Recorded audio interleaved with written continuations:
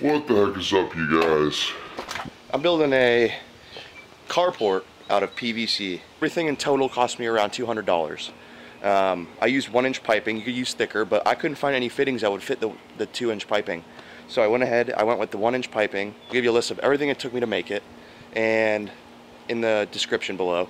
It might be different for you because your RV might be bigger, smaller, you might be having a pop-up camper, you might have a streamline, or you might have a trailer that you tow, or a RV, something big. So it might vary dependent on what you have. I have a 1986 Toyota Novastar. It's 21 feet and about 9.5 feet tall.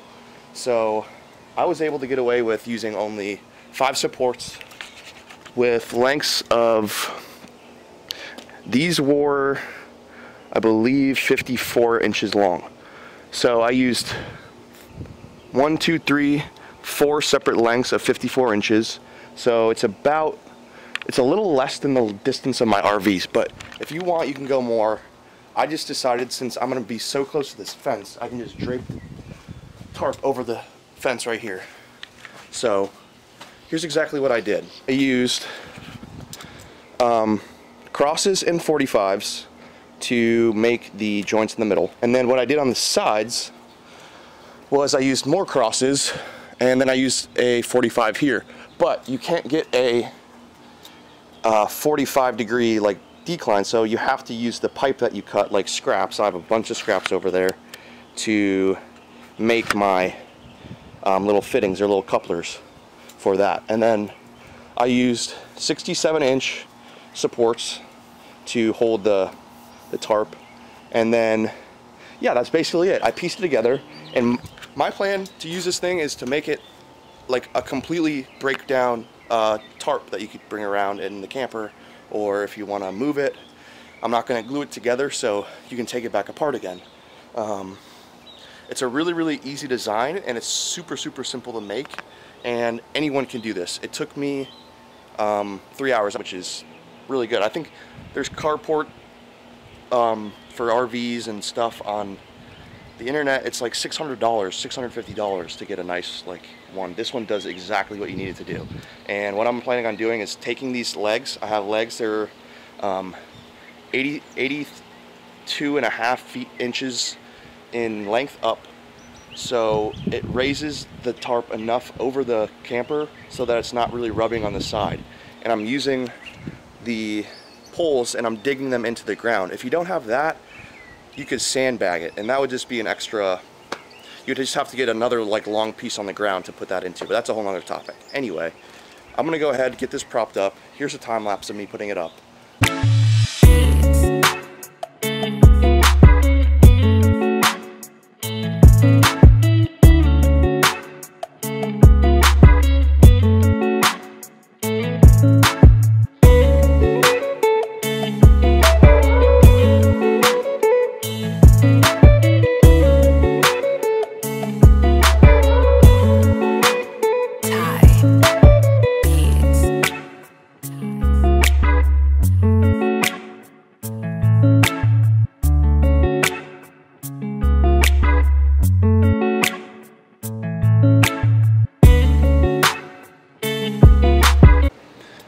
Good morning. So it's been roughly 4 days since I have made and put up the carport for my motorhome.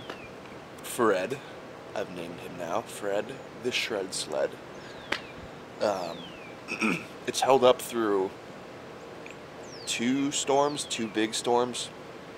One day it was blowing about 20 miles an hour. The next day it was raining and hailing in the nearby area. So safe to say it's kind of seen almost everything, and it's held up pretty nicely. So I have wood in the ground, and I basically screwed these little circle things, I don't know what you call them. This wire support's supposed to trace wire, but I use them to tie Avis, to strap the Avis down. And here's the underside. It's about 2 feet away from the camper, and it's pretty sturdy. Tied this down, tied it up against the fence, and none of it is actually touching the camper, which is great. While I renovate, nothing is getting damaged, water leaking, if there is any, as you can see. Let me get out here. If you want to follow my build, stay up to date with Fred, the shred sled, keep following this video, keep following my channel, subscribe, hit that little bell button. Every time these videos pop up on your feed, you will be able to follow that. I'll have a beautiful little camper that I will continue to post videos for you guys on my adventures into the wilderness of life. Let's begin this renovation process.